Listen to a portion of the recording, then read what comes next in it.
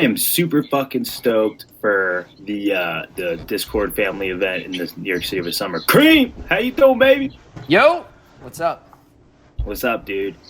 Oh, sorry. What was good, dude? Let's go with your technical side. What's up, baby? I was testing out the stage earlier with Cream to see if we could get some video, but they don't have that yet. Like the video. Oh yeah, they don't have that. Yeah, but when they do, man, we're gonna have like live set events, and people are gonna DJ for us on stage and shit. It'd be great, dude. So I know I've been doing and Cream, I'm gonna pass it off to you, but dude, I've been, those NFT communities that I've been DJing, right? So like I downloaded this software called Black Hole, so I can go directly from my not my Tractor, my RX2 into the stage setting, right? Oh my god, I was downloading. I was like, all my shit's getting hacked. My RuneScape account is fucked. But, dude, hell yeah. Sorry, I'll let you introduce Cream. And Cream, you want to get it started? Yeah, let's do it. Awesome. So so DJ Cream of the Get Down DJ Group, co-owner and exclusive editor for the for digitalmusicpool.com. A lot of people in here subscription to that. I've known Cream for a little while now through Get Down DJ Group and the edit packs and just the edit community. And he's a really big, basically household name for the tri-state area DJing community in Hoboken, Jersey Shore, New York City. And without further ado, I'll pass it off to Cream. Just give us a little intro. Tell us about yourself, brother. Yeah, man, I appreciate you guys for having me. I love doing stuff like this and connecting with DJs from all over the world. I think creating a network like this and meeting people from all over the place who do different things is the best thing that you can do as an artist and a DJ. So I'm loving this. And again, thank you guys for having me. But just a little background on myself. So I've been DJing in nightlife for probably like 12 years now. I think I started in 2010. And I started like most other guys. I mean, I was just kind of like a bedroom DJ that was into the music scene. I was always really into hip hop, actually, growing up. And I had always messed around with like kind of making some beats, nothing ever that serious. But eventually my taste kind of changed, and it was big Jersey Shore time, and I was going out a lot in Hoboken and the Jersey Shore. And I just really got into EDM and house music, and it sparked me to start DJing. So I had a friend who had a controller. I don't even remember what it was. It was a little tiny controller that I just started learning on. And I immediately just knew that I love this. I need to dig deep into this and put my skills up, and I need to DJ out. So I ended up like spending all this money and buying CDJs and a mixer and stuff, and started playing like random house parties and private events. And I got a shot. One of the managers from one of the clubs in Hoboken heard me play a Super Bowl party in Hoboken in a little tiny apartment and asked me to come play. And that was the first opportunity I had to DJ nightlife. And I was like, all right, I'm not even that good of a DJ yet. I've never DJed out. I don't even really know what I'm doing, but I'm going to bring as many people as I possibly can bring to this event so that they have to ask me to come back. And that's what I did. I probably had like 50 people come out. And I specifically remember being terrible, like just not playing the right music, and like transitions were probably pretty trash. And the owner was like, dude, we'll love to have you back. I mean, you brought this many people. And he's like, I don't really care what you play if you could bring this many people all the time. And that's just kind of how that relationship started. And it was really just a small snowball effect from there of improving my skills, getting more opportunities in that particular club, and then networking, branching out into other clubs. That's awesome. I mean, just to show you, it just goes to show you that, like, I mean, you just went for it, I mean, like you said, you didn't even, you looking back on yourself, you didn't think that it was a good set, but like, you just went for it. The club owner, noticed, hey, you brought in a bunch of people, and he's working hard. He brought in all these people for us. Like, you're just gonna get asked back, forcing his hand, basically.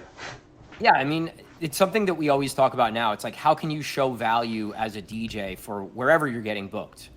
And that was just something that I knew I could do to help me in the early stages of what are some things that these owners and managers want, right? They want you to play a good set, but they also want you to bring people. And that was just something that I tried to focus on in the very beginning to at least get my foot in the door.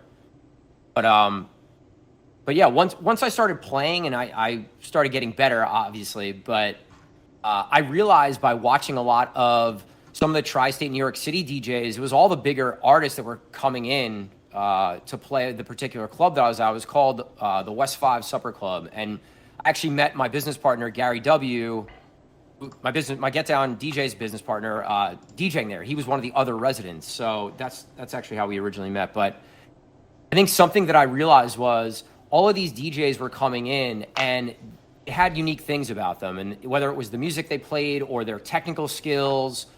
And something that I realized really quickly was if I could curate my own music by creating these edits and mashups, I could create a really unique sound, even if I was only the opening DJ, where people would come in and listen and they would know the vocal, but they don't really know anything else that's happening in the song. And it would be a new way of hearing that particular song. And I thought that was another lane that I could go down that could really set me apart and help create a little bit of a name for myself. And so really what I did was create edits, and I made it a point to create edits every single week and curate an email list of all the dope DJs from New York and New Jersey who I wanted playing my music. And I was just sending them emails every week and then sending record pools the same emails every week. And so these DJs would come into West 5 and I would open for them, and I'd introduce myself and be like, oh shit, you're Cream. I have a whole Serato folder of all your music that I've been playing at all these clubs. And that was my way of kind of networking really before Instagram, before TikTok, before Twitter even. That was like the very beginning. So that was like my way of creating this broad network despite being relatively new to the nightlife scene and DJing. Yeah, I mean, I can vouch for that myself, where I get emails every time, you have a release or something special is going on, and at the same time, I probably if I consolidated all the stuff that I have that's yours into one folder, it'd probably be like 100 gigs of stuff. Like, I mean, if you haven't heard a song, I'm telling you guys, even if you haven't heard of Cream and you're not from the tri-state area, I can almost guarantee you probably have a Cream edit in your crate somewhere. Oh, dude, 100%. Dude, I'm working on the live set for this spring, and like the 6th song that comes in, I don't even know how to fucking sing. It goes, turn up the speakers. That one's hot. That's a hot. Fucking, I'm hard. Oh man, maybe I lose track. I was gonna. So yeah, speaking of edits, so like you said, you try to curate your own brand on creating unique edits, and every time you make an edit, it's like you said, it's a new way of listening to a song, whether it be the instrumental, the acapella, and that led you to reaching out to record pools, and ultimately now having a partnership and an exclusive deal with digitalmusicpool.com as an editor for them. Can you give us some insight on like your path into how that came about? Yeah, so like I said, I started curating this email list, and myself and Angela the Kid still work on it. It's got like well over 1,000 DJs and producers, and we use that list still to this day that started 10 years ago. So I think creating that list and then also creating or including all of the record pools on that list, so that I was sending the music every week. So if nothing else, they were seeing an email from Cream every week with a couple of edits. Eventually someone's gonna listen to it, right? Like a record pool, and hopefully they like it. And it's funny when for a time I stepped away from doing mashups for a little bit and sending them the record pools when I first signed with DMP. And when I started sending my edits back to the record pools, they weren't posting every single edit like they used to. I had to like recreate that brand awareness and that, I guess, trust in, all right, Cream is sending me music weekly and it's going to be dope and we want to have it on our site. So I think consistency is the one thing that was really important. And my relationship with DMP, while it started as an email and linking online, I met those guys at DJs down the shore and in New York City at networking events, and actually going out and doing the legwork of trying to meet people in person and introducing myself, and again, just trying to show value any way I could, whether it would be DJing their holiday party for free, promoting the holiday party or promoting any events that they would be doing, selling tickets for stuff that they did in Miami.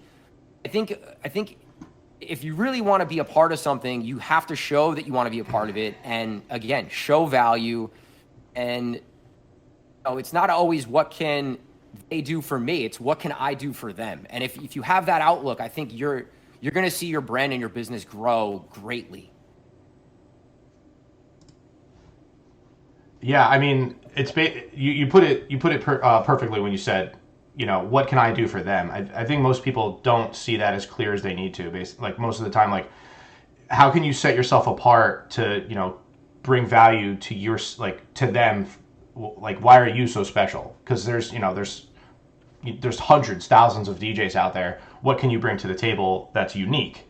And like you were saying, DJing a party for free and especially making all these edits and bringing a unique experience to everybody at the club. Like whenever I go to Hoboken, I'm making sure that I'm going to a club that's got a Get Down DJ group DJ playing. I don't ever go to any other clubs that doesn't have like a Get Down DJ group DJ playing, because I know every time I'm going, this set's going to be awesome and I'm going to have a great time and all my friends are. So, I mean, for Cream specifically, like I'm always trying to get to Cream's sets in Hoboken or down the shore, but on an overall basis, I'm sure that you're excited to hear that, we want to see Get Down, like we want to go to wherever Get Down's going. Like, tell us more about the Get Down DJ group and how that could be beneficial to some DJs, and how do you become a part of something like that? Yeah, I mean, the Get Down DJ group is really where my heart is and where most of my energy has been lately, and my business partner Gary W would say the same thing. I mean, we've been DJing for a while. We've kind of been in the game for a while, and Get Down really started as just he and I trying to help each other in booking our own calendars. We became friends. Like I said, we were residents at the same club in Hoboken, and we would just hang out in the summer at the pool, and I'd be like, "Yo, where are you this month?" And he's like, "Actually, I have a couple open nights. I should probably try and book that out." And then I'd be like, "Oh, I actually do too." So then, I would try and help him get into some of the venues that I was working at, and vice versa. He would bring me into some of his places. We did a great job, and we're asked to come back, and it was just a great way to help each other. It got to a point where, these managers and owners were trusting us with booking more than just ourselves and bringing in some of our other DJ friends. And Dramos was the next person that we started working with. And Dramos was the producer on The Breakfast Club on Power 105 in New York. He is on Z100 in New York, which is, both those shows are, I think they're all over the country. So he's got a podcast now, but he's kind of stepped away from DJing. But he was the third person in our crew, and he kind of took on the same outlook of we're stronger together, the three of us, than we are individually. In number one, just getting into new venues, but also being able to help each other fill our calendars. And that's really selfishly how it started, was let's book as many gigs as we can for ourselves. Eventually, these venues would just ask us to kind of book their whole calendars. We would bring another DJ, and generally we would always get really good feedback. And that was really the very beginning of Get Down. We started booking DJs at one point where we really didn't even know how good they were. We had just kind of met them, and we had all these bookings that were coming in. We were like, oh, well, this guy's always out showing love, and he plays this place. Let's give him a shot at XYZ venue. And that's really what it was in the very beginning. We didn't look at it as a business or something that would grow to what it is now.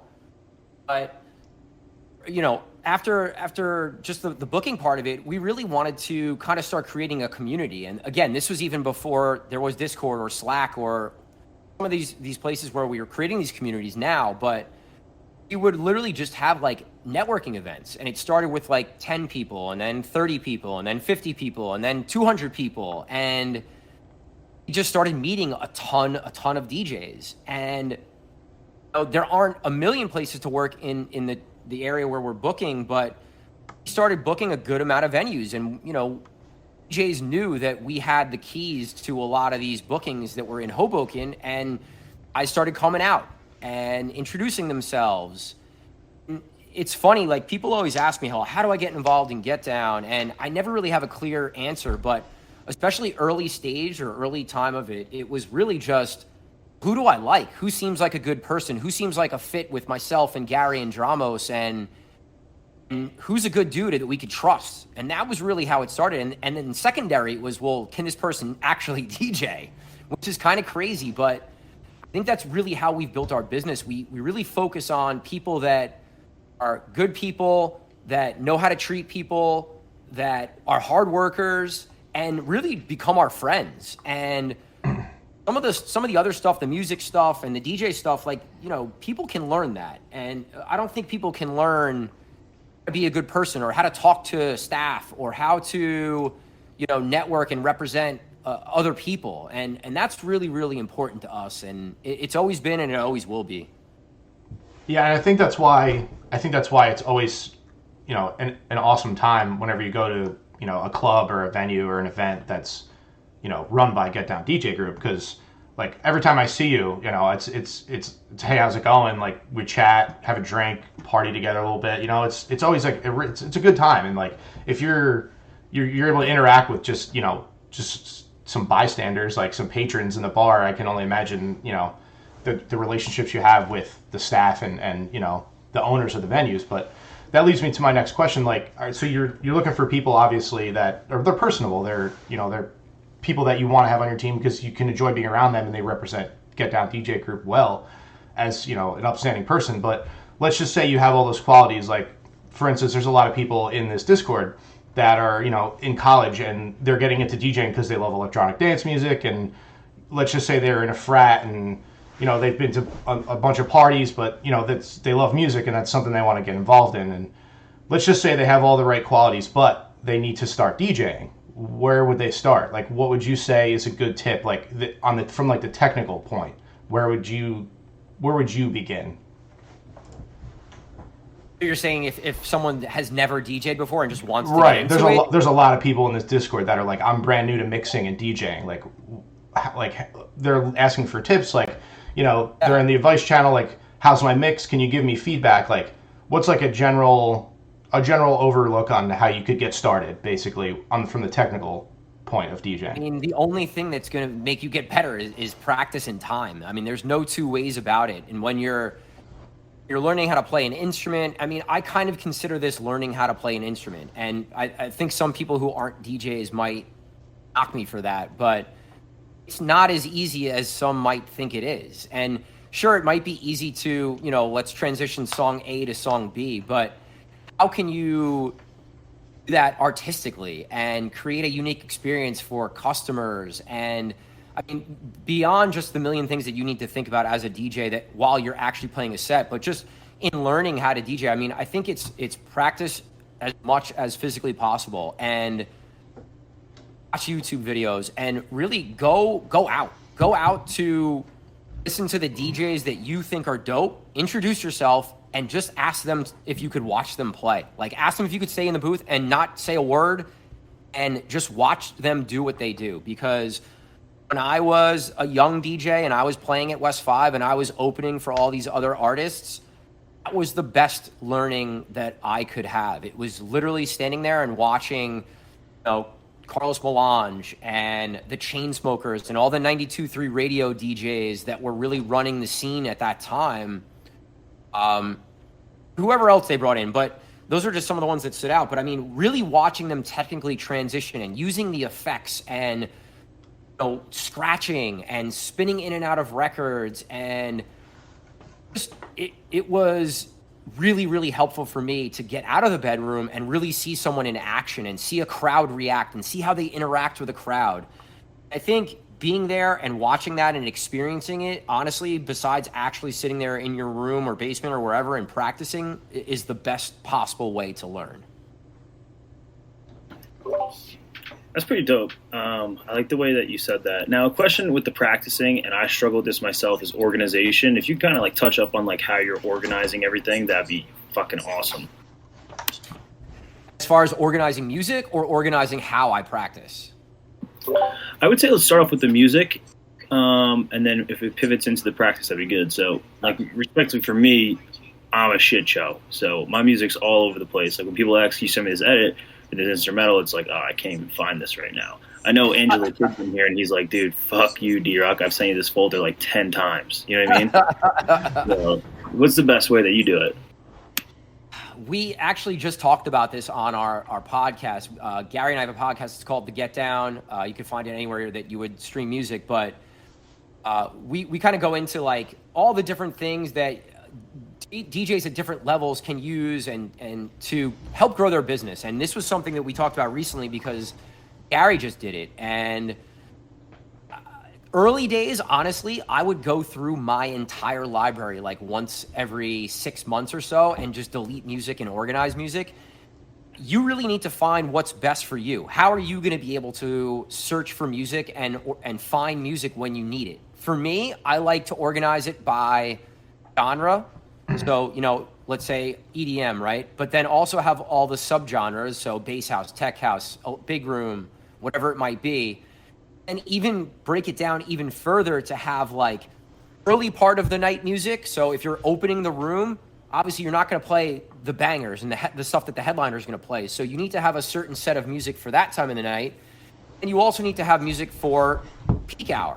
All the hits, all the big room stuff, the bangers, the stuff that's going to make people go crazy. So I think that's a great way to kind of start to break it down. If nothing else, opening time and headline time would be a great start. And then you could dig deeper as you go. But I think something that you could do to avoid Deerock, like you're saying that you're just kind of all over the place, but when you do download music, make sure you organize it when you download it. Put it all in one folder. Bring it into Serato and make sure the day that you download the music, you're also organizing it. So it's not just music in the main folder of your Serato and you can't find anything. I think having your music organized is the best way to have a successful set because you're not searching for things. You have a folder of 20 songs for a particular genre or moment in the night. You could just go to and sit in that folder and you could spend your time watching the crowd and seeing how your music is playing in the room and see what people are reacting to so that you could curate a better set rather than staring at your Serato trying to figure out like what the hell am I going to play next.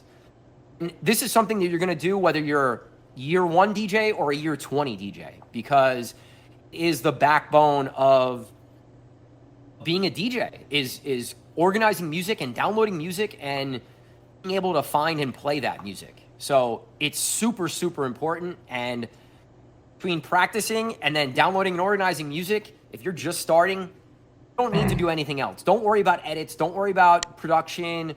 Worry about those two things first until you start booking gigs and you start getting better. And then you could start worrying about all this other stuff. Yeah, completely. Because I know when I was starting out, right, I was organizing my music. So I was using like, and no one quote me on this, but I was using that SoundCloud downloader plugin, right? So I download the music. What I was doing is I was putting it into BPM, and then I'd go like, okay, this is 90 to 110 BPM. And then I'd be like, what type of genre do I think this is? Chill house, like trap, you know what I mean, future bass.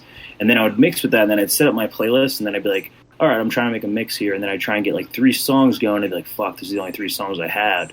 But then my early mix stages, you'll see that I went from like 70 to 100 to 128, where I had like 3 songs, you know? So I completely understand what you're saying with that end. And will you organize it by key and BPM, or what are you thinking? Because I know I have some individuals in the chat messaging me that are really new to this, but just like kind of speaking about like the key and BPM, so like you'd organize by BPM or by key, or what are you thinking? Yeah, so for hip-hop and if you're playing open format and you're playing something other than house music, then I'm definitely organizing by BPM. So for hip hop, let's say, for all of these crates that I'm creating, at the very top of the crate, I'm gonna have a folder that I'll call like must play or new shit or whatever you want to call it. I know if I'm playing hip hop and I'm in a pinch, I have this folder of all the new stuff or all the stuff that I know really works. I can go to it. It's like a crutch. If you're stuck or you need something, you have that folder at the top of every genre. Yeah, like I was saying, for hip hop, like I'm gonna have 60 to 70 BPM, and then 70 to 80 BPM, and 80 to 90, and 90 to 100, etc. Just helps to break down the music a little bit. And again, so you're not scrolling through a folder that has like 200 songs, it might have 75, and that's much more manageable. It's a little less overwhelming when you're playing and you're going through. And that folder can always be reorganized, right? If you're playing out of the same folder and it's getting stale, or you've downloaded all this new music, just go through that folder and remove the stuff that you don't play anymore, or doesn't work, or you're just not feeling, or whatever. And I think that's a great way to keep refreshing your playlists. When it comes to key, honestly, unless the only time I'm playing mixing in key is if I'm the opening act for a big house DJ, and I know that I'm going to only play tech house, let's say, then I'll mix in key. But other than that, I mean, I'm not really paying attention to the key unless I'm producing music, producing edits, or if I'm mixing acapellas over instrumentals live. And that's a little more technically down the road, but that would be the only time that I'm really paying attention to keys. I think it's important to know what the keys are. When mixing live, to me, especially if you're just mixing intros and outros, I don't think you really need to worry about that. Gotcha. Appreciate that. Thank you so much. Thanks, Kareem. So appreciate a little bit of a breakdown there and helping to organize crates and whatnot. But like you said, keeping it fresh and keeping, like you said, the folder at the top of your crates, the new shit or must play, like keeping it fresh is something that's important when you're playing your sets. And you are pretty much a master of that because you pump out like 1,000 edits a month. So when it comes to edits, a lot of people in here. So when we say edits, it's basically a mashup. I like to separate edit and mashup a little bit. In my opinion, I think an edit is more of a mashup catered towards like a live set, which would be easier to mix with an intro and an outro. Whereas a mashup is more of it's kind of like a vibe, maybe more than one acapella or two instrumentals. So when we say edit, it's still a mashup but basically more for live sets. So speaking of edits, so a lot of people in here are new to edits and mashups as well, and they're interested in trying to get started. And I think one day we'll probably have a class, and I'll probably have a couple people join in and kind of teach like a little bit of a mashup class. But what's Kareem's outlook on making a quality edit? Like what are some tips, or like how do you get started? Or is it an acapella that you love? Is it an instrumental that you love? Or are you picking like top 40 songs and mixing it with something that you just said, I have to mix this? Like, what is your approach, and what are some tips that you can give everybody on how to make your edit and how to make it stand out? For sure. And like I said earlier, creating mashups was, for me, a way to set myself apart. And I think for anyone in here that's wanting to do this, I think it's a great idea, and it's a great way to get your name out there, and it's a great way to create something that you could use, even if you don't send it to anybody, that again can help you create your sound. And I think the first thing that is really important is don't make these edits for other people. Make them for you. Make them for your sets. And if they're working in your sets, they're going to work for other people in their sets. So make the music that you like, don't make the music that you think someone else is going to like. And I think that goes for edits or remixes or your original production. Try and stay true to what you like. And if you like different genres, make edits in different genres. I've made trap, I've made dubstep, I've made tech house, I've made everything, It's whatever kind of mood that you might be in the moment. But I think if you're trying to learn how to do this, YouTube is going to be your best friend. And I think right now with Udemy and Thinkific and all these learning sites, I haven't looked into it, but I'm sure there are a ton of courses that you can go and buy for relatively expensive price, under $100 for an entire course. It would at least help you get started in, all right, well, how do I warp tracks? How do I lay an acapella over an instrumental? How do I organize an edit? And when it comes to my process, I really start with, I have a running note. So as I'm organizing my music and downloading music, I'm downloading every instrumental that I can get my hands on. I'm downloading any acapella that I remotely think is something I could use, so that I have. As I'm organizing, I'm taking notes. Like, I really want to make, I don't have an edit that fits pre-peak of this particular track. There's 10 edits out there right now of whatever. I don't pick a song. A, B, C, D, E, F, U, right? Let's say there's 10 edits, but they're all like big room EDM bangers. I'm like, all right, I want to take a note because I'm going to make an opening set, 11 p.m. to 12 p.m. stream edit, and it's going to be piano house. Then I'll just go and look for, all right, what key is this acapella? And let me go find an instrumental that I really like. And maybe it's a couple instrumentals, and I need to hear what it sounds like to see if it works. So at that point, I'll then move into Ableton or whatever DAW of choice that you guys would use. And I think the most important thing is to line up the song and to create an arrangement of a song, right? So you have this instrumental. When I say create an arrangement, you have an intro, and then you have a breakdown, and then you have a build, and then you have a drop. Just because the original song is, let's say, a 16-bar intro and a 16-bar break and then an 8-bar build, your edit doesn't have to be that way. So create the arrangement of the instrumental that you want to use, and sometimes that might be, all right, well, this acapella is, the verse is 8 bars, so my build has to be 8 bars into my drop. And you guys might be saying, like, I don't know what the hell you're talking about right now, but No. You're on target. Believe me, a lot of people are absorbing this. Don't worry. The arrangement part to me is the most important thing to focus on first. And then you could start like warping your acapella and making it sound the right way, but it's to add up, right? Like the amount of bars of vocal have to add up with your instrumental. And there's creative ways to make this work. You could do vocal chops, and you could do a vocal build that you chop up, and a million things you could do to make it work. But in the initial stages of creating that edit, that arrangement part is extremely, extremely important. And then learning how to warp. If you don't know how to warp, you're not going to be able to create edits. So I think going into YouTube or wherever and learning how to do that is probably the most important thing when it comes to starting to create these edits. And to go back on you talked about with, edits and mashups, I'm like super anal about this stuff, and all the Get Down DJs are probably laughing right now because I've yelled at them for sending me stuff that's like not organized properly, but I got a little OCD when it comes to this.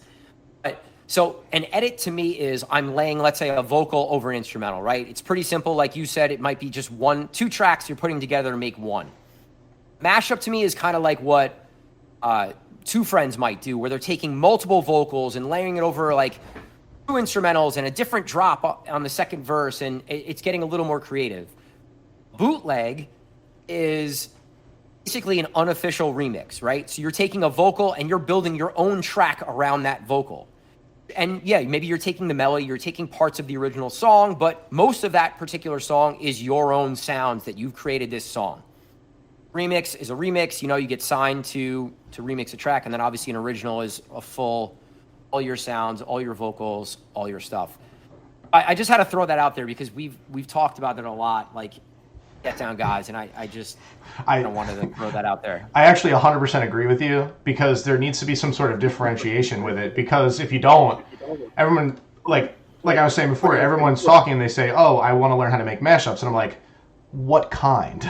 Because there are many different kinds of mashup. And are you trying to make mashups for your sets? Are you trying to make mashups for like TikTok or like production to like make a brand? Like, what kind of mashups do you want to learn? Like, are you trying to learn to, or are you trying to bootleg? Are you trying to make a flip where you take, like you said, partial production of a song and then flip the drop and make your own drop? Like, there's a zillion different ways. So thanks for clarifying. I pretty much 100% agree with you. Oh, for sure. And some of the stuff that you guys should be thinking about as you're coming up with ideas for creating edits. Some of it could be, well, there isn't an edit of this particular song, so I want to fill a void, right? I want to create this edit in this particular genre because no one's done it yet. And I think it would be unique, and I think it would stand out from all the other edits of that particular song. Sometimes I hear an instrumental and I'm like, wow, I have to find a track to use a vocal to use over this because this track is just so dope. I love it. I don't like the original vocals though. So I'm going to take vocals that everybody knows and I'm going to lay that over a particular instrumental. Sometimes it's just, there are no edits and I'm going to rip a vocal and use that vocal that no one else has and create my own thing.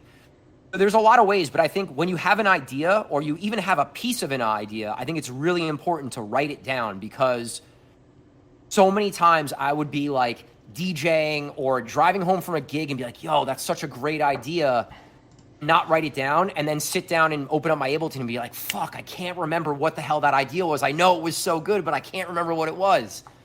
So have a little notepad, whether it's, you know, like on your computer or you just write it at your production or DJ desk or whatever.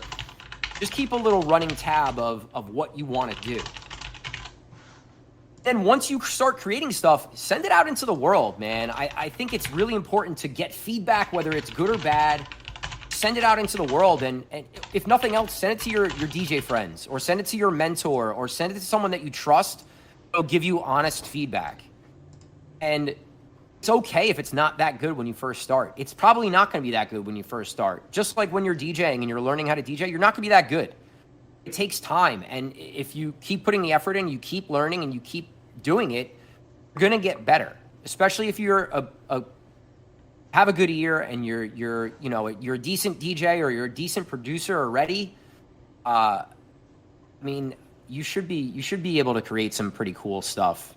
And the edits and bootleg thing for me has been a great way for me to book more gigs and grow my brand. And like I said, people were saying what's up to me who had never met me before but had my music. And I think that's so cool.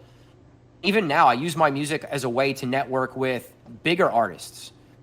Like I said, if I make an edit and I post it, I usually post it on Instagram, I'm always tagging the artists of the original tracks. And I would even send them a Dropbox link and be like, hey, I thought your track was so dope. I wanted to make this edit. Hope you like it. I hope it's cool that I send it to you. And I just drop a link. Sometimes they answer, sometimes they don't. And honestly, I've met a lot of artists by simply just hitting them up on Instagram and being cool and not being annoying, you know? I think that goes a long way. And use your edits and bootlegs as a way to grow your network, because that's the way that you're going to grow your brand and your business and book more gigs or, you know, sell more records or get more downloads on SoundCloud. Whatever your goals are, creating a strong network is the way to do it. And creating edits and using that as a way to network it's been my bread and butter. I mean, that's how I've made my career, honestly. So. Yeah, that's awesome, Kareem. Thank you. I think a lot of people are, you know, they're going to be able to take this information, and I can't wait to see what everybody in here starts pursuing when it comes to edits and mashups. We already have, I don't know, a countless list here of just, if you go to the mashups edits channel, there's just, you can scroll for like hours, but I mean, I'm gonna really, actually I appreciate that. I just put out a like an all-time Cream edit pack. It was like a ton of all my edits from like forever that I just put into one pack, and I'll put it in the put it in that channel so you guys could download it. Yeah, absolutely. Drop it in there, and people can reference basically what you just explained and dissect, you know, your music and kind of reference your music to what you just told them, and I mean, that'll be a great help. A couple other things too. I think when you're doing these edits, they can be as simple or as complex as you want to make them. You know, it could literally be an instrumental that you just put down in Ableton and you lay an acapella over it. That's it. Like, that could be an edit. And it might sound like it's hard, but like, you guys can go in and practice that. And if you get good at doing that, you can then learn the next thing and then the next thing. And maybe you learn how to do a frequency pitch, or maybe you learn how to do a transition. So it's just learning one skill and then building upon that and using it and then going to the next skill and working that into your edits. And just like, as I said, like watching someone else DJ was the greatest way that I learned how to become a better DJ. Getting in the studio and watching someone else produce who is more talented or knows more than you is the best way to learn how to be a better producer. So if you have friends who are making edits or originals or remixes, ask them if you could sit in on one of their sessions and might first start out as you're just sitting there listening, but it might transform into you giving that person some insight because, again, you guys are DJs and producers and you have a good ear. Anybody who's going to be a DJ is going to have a good ear. You're going to know what's good. You're going to know what sounds right. So this can turn into, a little like compilation, or you guys can work together and create a track. And we've done that with myself and Gary. Have sat in a room and, Gary's had this amazing idea that I would have never thought about. And he's like, well, why don't you do this and do this and do this? And he might not be as technically skilled in Ableton, but his ideas and his ear is incredible. So we created so many really good edits together based off of his ideas. So you guys might have incredible ideas and just not be able to lay it down in Ableton, but you could link with somebody who has those skills and then you could start putting out edits that way, even if you don't have technical skill to sit down by yourself and do it. So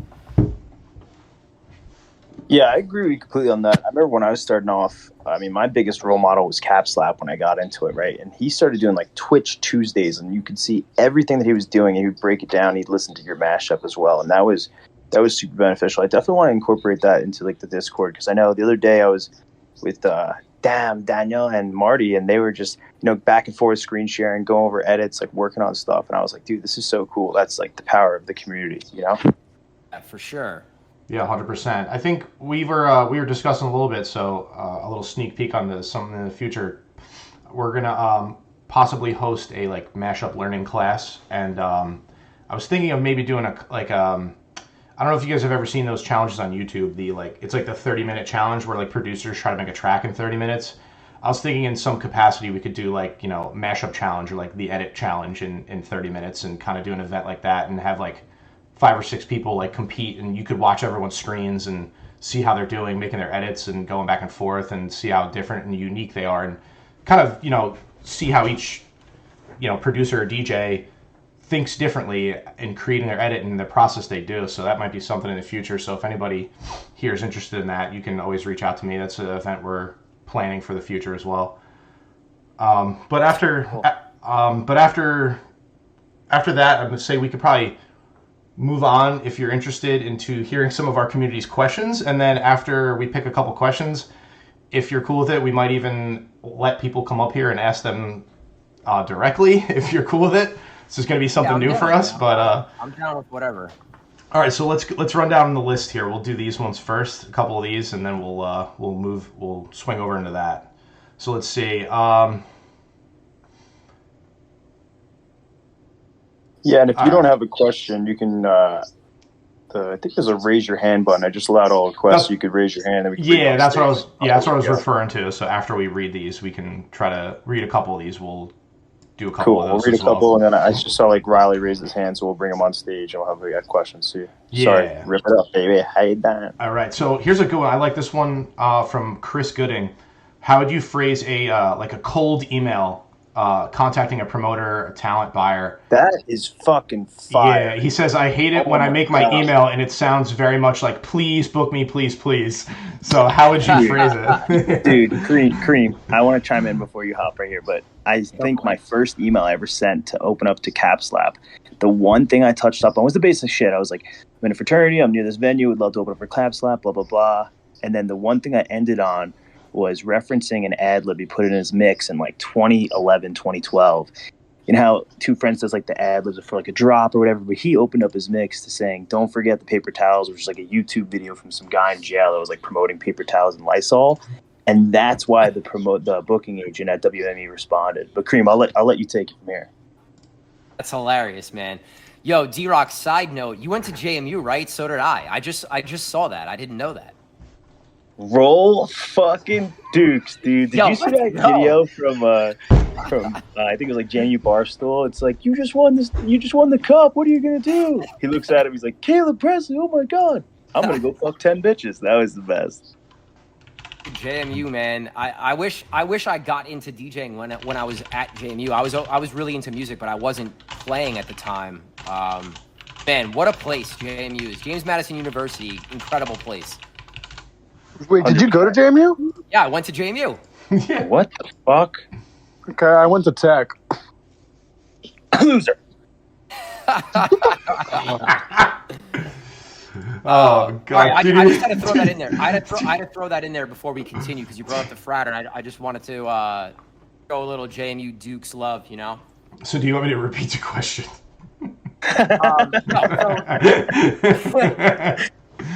So this is a great question because it's really important how you introduce yourself to someone. And even people that hit me up on like Instagram, for example, like, yo, let me get a booking.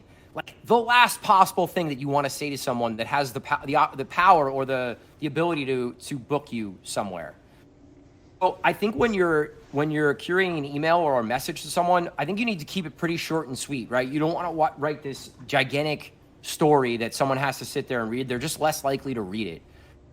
But I think you really need to show like more value, right? And if there's a way that you could relate back to the artist or the booking agent or whatever, like Deerock said, how he had a reference to something from years ago that showed that you're an actual fan, or show that you know the music, or show that you know the venue, or that you frequent the venue. Name dropping is always a good thing, you know, if you have a mutual friend or a connection. And as I said earlier, in trying to get gigs or get started, it's like, what value can you bring to the table, right? It's not, you please help me with this thing. How can I help you?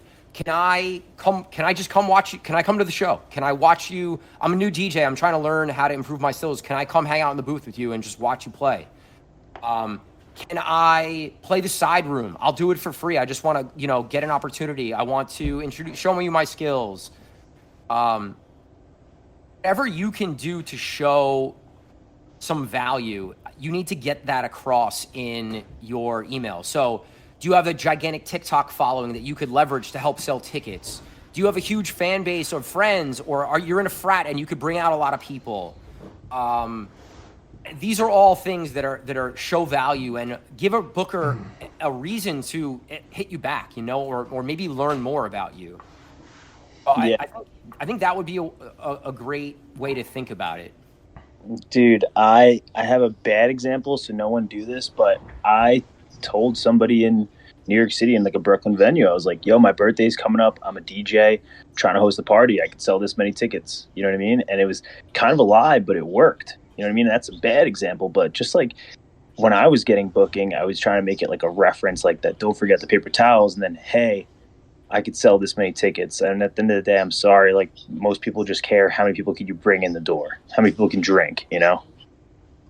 And it kind of sucks that that's sometimes how it is. But if that's what it takes to give you an opportunity to go and show what you can do, because if you're a DJ that can bring even 20 people, let's say, and then you go and you do a great job as a DJ and you open up the room the right way, or you play the whole night and keep the crowd, or, you know, the venue has a really good night in sales, there's no reason why they wouldn't have you back. So, you know, you get the opportunity, you go and play the show, you do a great job, you bring all these people, and then you follow up and you say, hey, I thought everything went great. You know, I was able to bring this many people. I really appreciate the opportunity.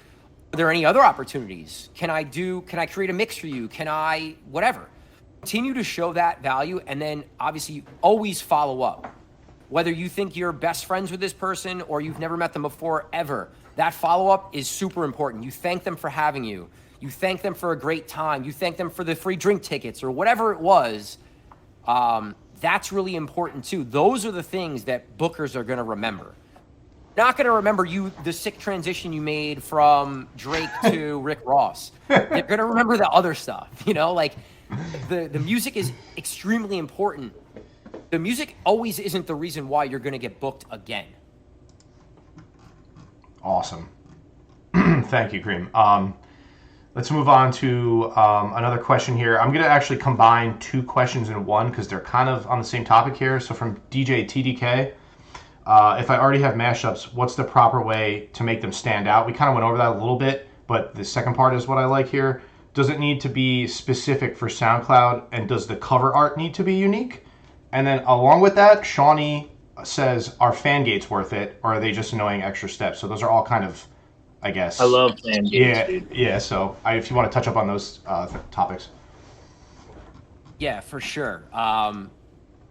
So Got to remind me of the three things, but I'll start with the fan gates because I think fan gates are incredible. I think it's the best possible way to grow your SoundCloud or whatever platform of choice that you're trying to grow.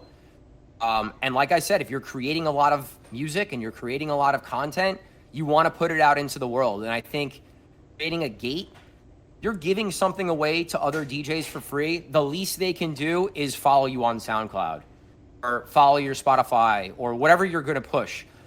But when you do create these gates, don't create a gate that has like 3 things that a DJ has to do. Because even as bad as I might want something, after like the second one, I'm like, all right, you guys are really going to make me give this too? Like, what am I going to, you going to give me my left arm next? Like, come on. Yeah, so, you gotta jump through hoops sometimes. It's kind of annoying, yeah, but one standard thing, fake it, yeah. 2 things max, especially if you're starting out. Just pick one thing. Try to grow your SoundCloud and really start there. I use Hyped It. I think Hyped It's awesome. I've made a ton of really great connections in the last 2 years by just putting out mashup packs regularly and kind of introducing myself to all the other guys that put out mashup packs regularly. And there's a really great community of edit DJs that support each other and put each other onto to packs and stuff. And I've been deleted off SoundCloud so many times, and I kind of gave up there. And a couple of years ago, Angela was like, "Nah, man, you gotta get back on there and give it another go." And I have, and it's grown pretty quickly. And I would highly recommend using a gate. Yeah, I'm not gonna lie. That's kind of how I like kind of ran into you guys. Really, like just coming into Get Down DJ Group was through SoundCloud and Fangates. Like I was like, oh wow, oh this is Get Down too. Like the Get Down edit pack, and then it's just all gas. Like every edit is unbelievable. So that's basically how I learned like of your existence. And then I was like, oh, they play clubs in the Jersey Shore, or they play Hoboken, and it just led to me. Now I come to your shows. Like that's how simple it is. I mean, it sounds crazy, but like Fangate brought me to your sets. It's just what it is. Sure. Yeah, dude, I agree. And then Cream, I completely agree with you. The fan gates, seriously, please, for the love of God, please, everybody just make it one step. You know what I mean? Because follow you on Instagram or follow you on SoundCloud. Like nothing more. Yeah, seriously. That pisses me the fuck off. And then I guess the second part of that was from DJ TDK. Like he said, making his mashup stand out, but like he was saying, does it need to be specifically catered to SoundCloud? Or do I need like unique cover art?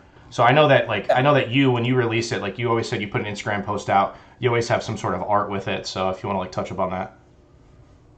Yeah, I think anytime you're doing something where you're putting out a piece of content, think about it. Think about a plan. What's the strategy? How can I get this out into the world? How can I help this? I'm giving you guys something, right? So how can I use this to help grow my audience? Even if it's one person or 5 people or whatever it is, that 1 or 5 people might be like ride or die for you and download all your stuff and promote your stuff and come to your shows. Like you never really know. I always say like, it's more important to have 100 people that really fuck with you and like ride or die for you than 10,000 followers or whatever that like don't really care. So I think creating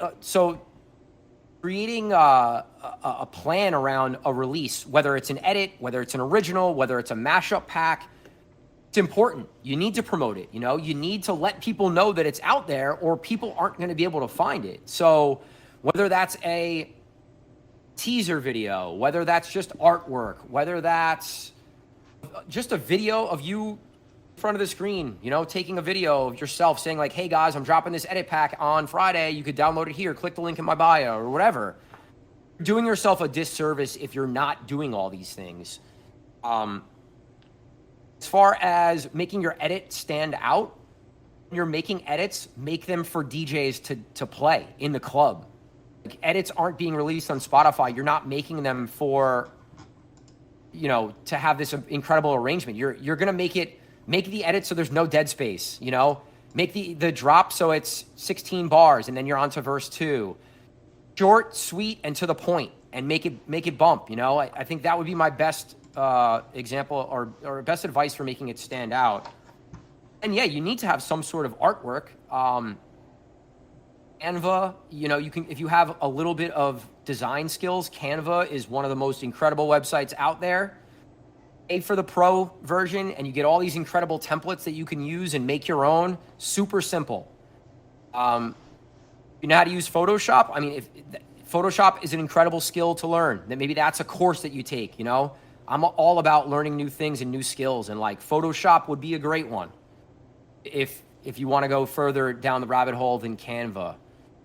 And another thing, there's a website called Fiverr.com that I've used all the time over the years for graphics or for animations. I just created all of my show animation videos using designers on Fiverr. Probably cost me like $300 to get a bunch of different designs that I compiled into a 5-minute video that now plays every time I DJ. There's a ton of ways to brand yourself and create a unique brand, and one that stands out without spending a lot of money and even without having the skills. There's always people that can do it for you for it's not going to break the bank.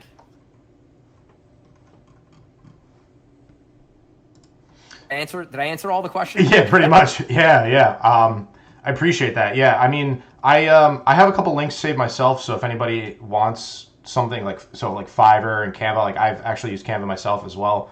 So if anybody needs links for anything art related, I have those as well. I can drop them in general later on. Just remind me. But yeah, I agree. I appreciate the answer. I mean, I agree. I think you need to promote it as best you can in every channel. Like some artwork, a video, anything that you can, because like you said, you're doing yourself a disservice. And I know that when I kind of learned that from you and Get Down, like if you're promoting an edit, like put an Instagram out, like tagging the artists, putting like a little unique with your logo on it, like it doesn't have to be crazy. Like if you're not good with it or if you don't have a lot of money, like just something simple and that shows like, hey, this is your edit. Instagram and TikTok, they've gotten really, advanced with how you can like add audio to everything now. So, and they even have these filters that you can add that makes it look cool. So yeah, 100%. Like I agree with you on that. I've been using the same artwork for every edit I've put out since 2010, probably. Like legit. It's good. It's. You guys have any of my edits? It's a white background with my cream face logo, and it's been the same. Yeah, with like some red in it, right? There's like a little bit of red and like black, right? Yeah, I was for Instagram. My Instagram is branded as it's all pretty much black and red. So the stuff on there will be black and red. But like if you go into Serato and you pull up one of my tracks, they're all going to have that same white logo. Right. Yeah, exactly. So, so I think I don't know who got Riley Reed up here on the stage, but yes, that is his real name. So I don't know if if everybody here knows who Riley that Reed boy is, up here earlier. But yeah, that is his real name. Well, just stop. All right, safe for work here. Sorry. So he's got a question for you, so I'm going to unmute him now. So Riley, if you're ready, go ahead. Riley, what's up, man? Hey, can you guys hear me? Yep. Awesome. Yeah. So is my birth name. I was born with it, so it wasn't a stage name, but it was kind of given to me. But just to go into the question, first of all, thank you for being here. Thank you, Deerock, for setting this up. I'm going to kind of maybe give an inverse of like a question you maybe get. Like you said, like, you don't necessarily always know what to tell people when they ask you what they should be doing, because it is kind of different. Everyone's landscape's different. There's a lot of different people you could talk to. You can't relate to necessarily the town I might be starting in. But as a young producer, if you could maybe go back in time and tell your previous self what he was wasting his time on, or something that he should avoid doing because it's a dead end, or he's lying to himself, maybe he thinks that he's going to get something out of it, like everyone wants to make the next Get Up It's Game Day and like get 1 million views in one play, but that's probably not the best thing to hope for. Is there any advice in that sort of realm where you'd say, you know what, like maybe this isn't the best way you're spending your time? Is there anything you'd maybe tell your young self that maybe just to get the ball rolling a little faster? Yeah, I mean, we've been talking about edits for a lot of this entire discussion here. I think the first thing I would have said was start producing original music earlier. And as much as edits have helped me and as much as it's helped my brand, if you're a producer and you're trying to become an artist who's traveling and playing your own music, edits are important too, because it helps curate your sound and it helps get your name out there, but have to start producing your own original music and getting that out into the world. And just like the edit game, you're going to probably not be that good at first, but it takes time. It takes a lot of practice. And that's to me, the best way you could spend your time. And if I was not, gigging 260 gigs a year and starting Get Down and all this other stuff that kind of got in the way, I would have been trapping myself in my studio making original music when I was, 25 and not 35. Awesome. Yeah, no, that's great. That's great advice. I really appreciate it. And yeah, thanks for answering my question. Thanks, Riley. Let's go, baby. All right, so we can go back to the question board, or if Cream, I don't want to take up too much of your time, and we appreciate you being here. We could see if anybody else down there has a question, if they want to raise their hand, bring them up before we let you go. I know we've been doing this for like an hour, and I mean, I could talk about music all day, but obviously we all have lives, so I don't want to take up too much of your time. If you're cool with like maybe another question or two, we'll end it there. Yeah, man, I'm good. Cool. So if anybody else wants to talk to Kareem, just raise your hand if you have a question. If not, we can go back to the question board, because I have a whole another 10 or 12 of those. And I know DeRosa is in the audience. She had a question that was pretty much just like Riley's. Looking back, what was one thing you could tell yourself before you started DJing? So you pretty much got that one. XU Pod is his or her hand. Yep. Hang on, we're gonna move you up here. You were invited to speak. I think you have to accept it.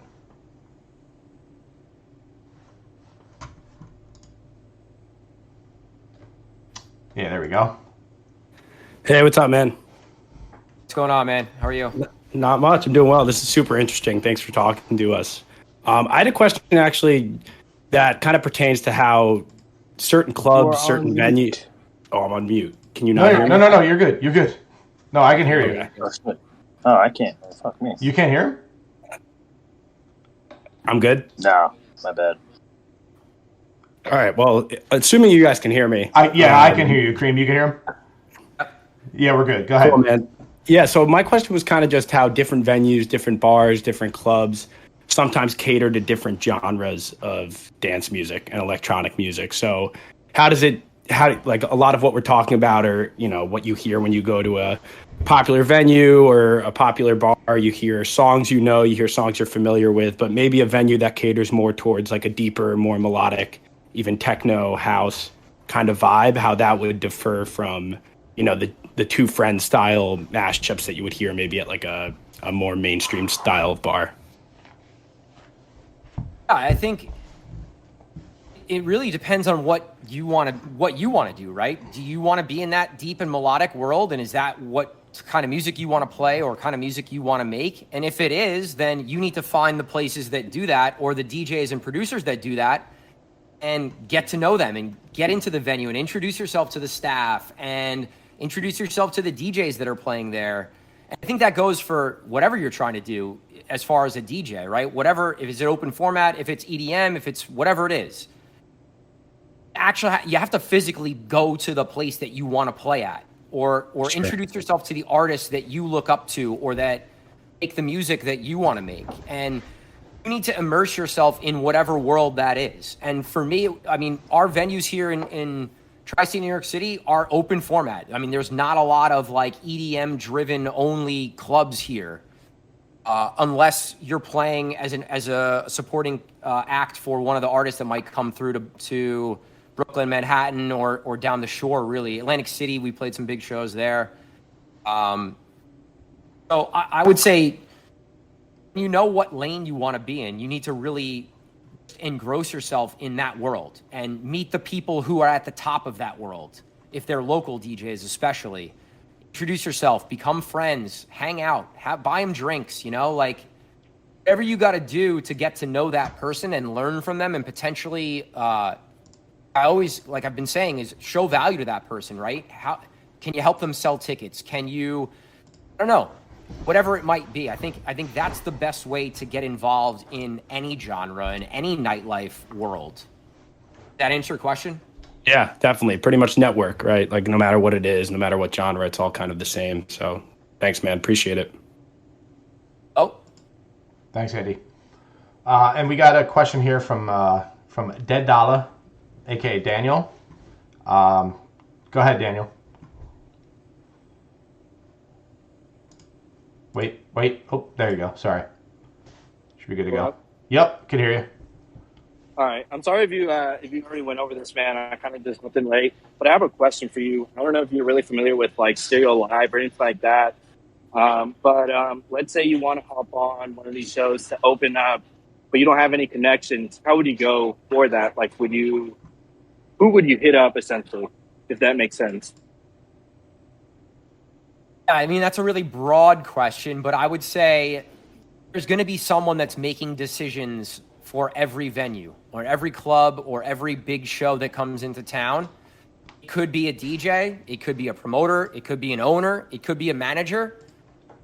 It could be a talent booker that doesn't even live in this particular state. So really need to figure out who that person is in every single venue. And once you know who that person is, again, you need to know who you are. So any way that you can show that person value or just even be around and, be there to hang out and support their parties, just start. I don't know. I think that's the best advice when you're trying to get on a show. I mean, we talked about it a little earlier that you could always send messages, send DMs, send emails.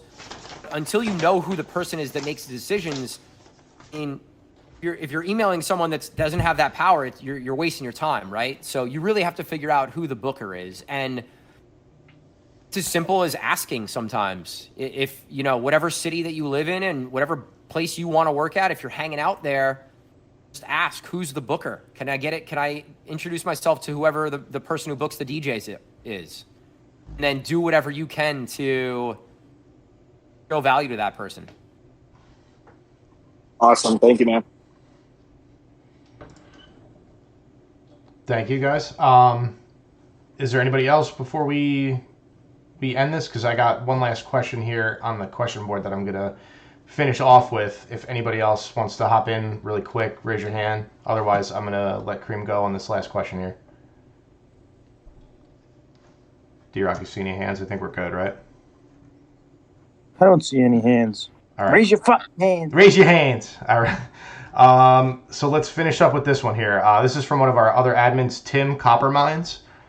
I feel like this is a good one to finish up on. It's, what's the most ridiculous or unbelievable thing that's ever happened to you at a live show? Kind of more of a personal Kareem question. Man, there hasn't been really anything like super crazy. I'm trying to think of like something. I don't know. This isn't like super interesting or crazy, but there was one night where I was playing at Church, which is one of the bigger clubs here in New Jersey, in Hoboken. And I had just gone on. It was like 12:15, and the mixer literally just stopped working, and the venue didn't have a backup mixer. So we literally had no music for an extended period of time, and I ran down the block to another one of our venues, and I basically ran in there and said, "I'm taking this mixer. I'm sorry," and I ran back to Birch and like finished the night. Oh my God.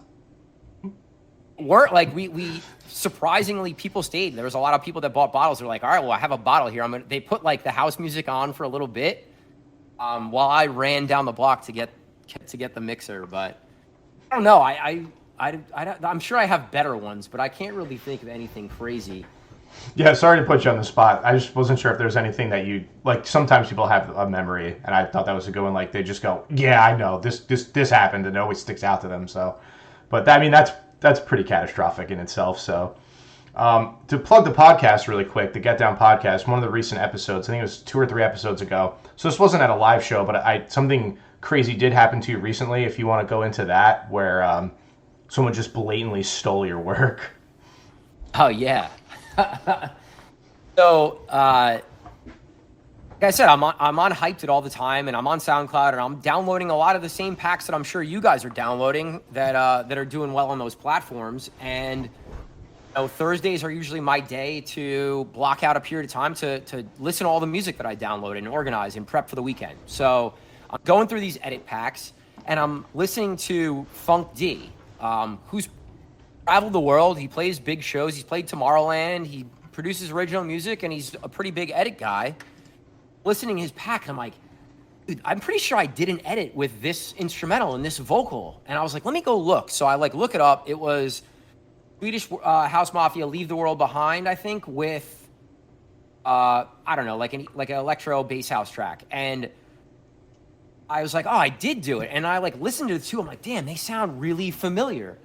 And I'm like, damn, they're the exact same time. So it was 3 minutes and 31 seconds each. And then I lined them up in Serato. I'm like, yo, they're the exact same song. Like, this motherfucker stole my song.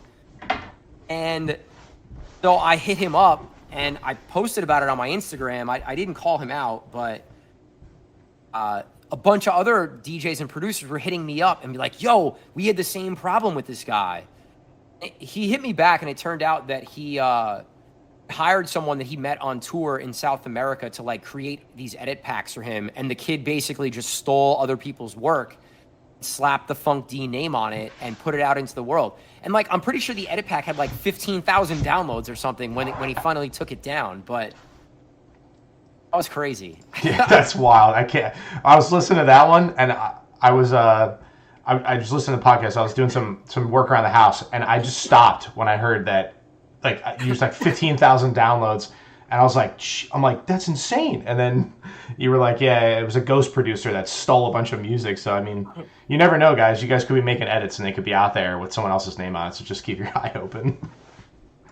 It was funny. That was a hilarious day on social media. I don't think I've ever gotten so many DMs and responses to my stories. I know. I was going to DM you. I was going to be like, tell me who it is. Tell me who it is. And you were like, oh, I'm going to say who it is on the podcast. I was like, oh, all right, I can wait.